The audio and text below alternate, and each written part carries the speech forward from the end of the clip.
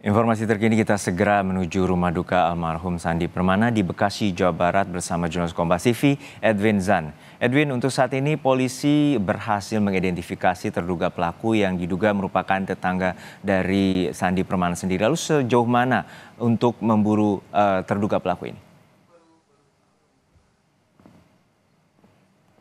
Selamat siang Juno dan juga saudara, terkait dengan sampai mana perjalanan dari kepolisian yang memang dinyatakan terdapat 3 satuan kepolisian seperti itu yang memang berjibaku untuk terus mencari korban yang masih dalam status diburu ini. Nah, untuk terduga pelaku yang berinisial G ini sendiri, memang menurut keterangan dari terakhir Kasat Reskrim Polres Bekasi menyatakan hingga saat ini identifikasi sudah selesai dilakukan baik melalui saksi maupun juga dari pemantauan penyisiran CCTV yang dilakukan oleh kepolisian. Nah, untuk terduga pelaku berinisial G ini itu memang sampai sekarang masih dicari di mana. Nah, ada beberapa tempat lokasi yang muncul dan dikabarkan karena memang mereka merupakan tetangga. Kalau dari tempat saya berdiri sekarang yakni di depan rumah duka yang merupakan kediaman dari korban almarhum Sandi Permana, seperti itu. Juno dan saudara, kurang lebih tidak sampai 800 meter bahkan kita sudah bisa bertemu dengan tempat kejadian perkara pun rumah di depan rumah yang terjadinya memang di depan rumah dari terduga pelaku berinisial G. Nah, Juno dan juga saudara, untuk kejelasannya ada 2 lokasi yang sempat disebut, yakni yang pertama adalah Keranggan di daerah Bekasi, lalu yang kedua ada di Condet di Jakarta Timur. Nah, 2 lokasi ini memang merupakan rumah dari kerabat dan juga keluarga dari terduga pelaku. Nah, nantinya kepolisian akan terus melakukan pencarian dan akan terus mengabarkan jika memang kita dengar dari kesaksian. Tadi kami sempat berbincang dengan istri dari almarhum Sandi Permana, yakni di sini Ade Indriani. Di sini Ade menyatakan memang polisi masih terus memberikan update terkini, baik melalui sambungan telepon seluler seperti itu atau bahkan bertemu langsung. Tadi malam polisi sempat datang setelah pemakaman yang dilaksanakan pukul 10 malam di TPU Cibarusah. Nah, berikutnya kita akan lihat bagaimana perkembangannya dan tentunya jika memang ada 2 hal yang boleh kita lanjutkan dari identifikasi yang dilakukan dari cerita-cerita tetangga dan juga saksi yang berada di tempat kejadian di perumahan TNI Polri Cibarusah ini, Kabupaten Bekasi, Jawa Barat, adalah terdapat 2 hal. Yang pertama adalah bagaimana persepsi warga terkait dengan terduga pelaku. Nah, terduga pelaku ini dinilai oleh keluarga dari korban merupakan sosok yang sebenarnya tidak begitu bergaul. Cukup berbeda dan cukup kontras untuk kepribadiannya dengan korban.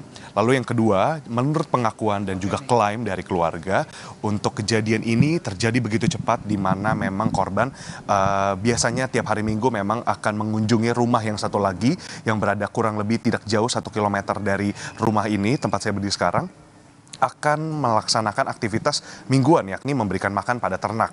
Nah, ketika kembali ke rumah dan mengunjungi tetangga yang ada di seberang rumah dari terduga pelaku, di sana terduga pelaku dan juga korban berinteraksi. Terdapat cekcok, mungkin dari keterangan Ketua RT tadi kami sempat juga berbincang sedikit sebelum melaporkan adalah ada beberapa obrolan yang nampaknya berseteru seperti itu, dan akhirnya dari sana terduga pelaku yang sedang memangkas tumbuhan yang memegang alat senjata tajam seperti itu ya, yang perkakas yang digunakan untuk memangkas tanaman digunakan sebagai senjata tajam untuk melakukan beberapa melukai dan juga penikaman terhadap korban.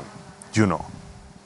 Iya, Edwin, untuk saat ini polisi belum mengungkap terkait dengan apa sebenarnya motif dugaan pembunuhan ini.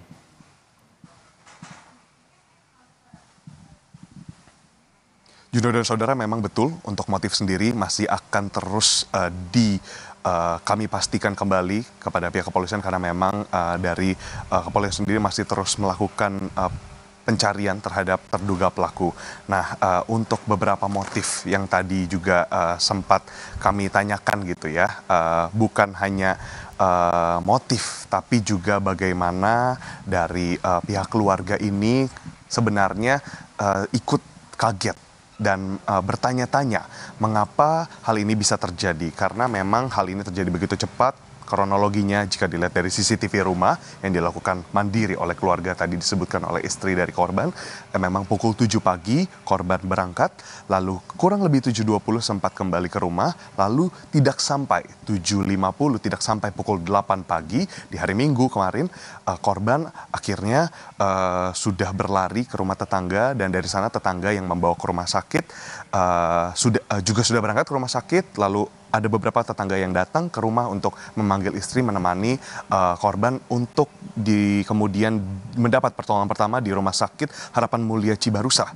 Namun karena di Rumah Sakit Harapan Mulia Cibarusah ini sendiri juga memang fasilitas kesehatannya belum lengkap, akhirnya kemudian dilarikan dan dipindahkan ke Rumah Sakit Umum Daerah Cilengsi, yang dimana pada perjalanan naas memang korban Sandi Permana harus menghembuskan napas terakhirnya. Nah, dari korban harapannya adalah pihak kepolisian dapat bekerja lebih cepat lagi, karena memang sejak siang kemarin dilaporkan oleh Kasat Reskrim Polres Bekasi Kompol On Koseno Grandiarso Sukahar, memang tim dan juga personel sudah disebar ke titik-titik yang memang menjadi tempat yang berkemungkinan besar ditemukannya terduga pelaku. Kembali kepada Anda, Juno.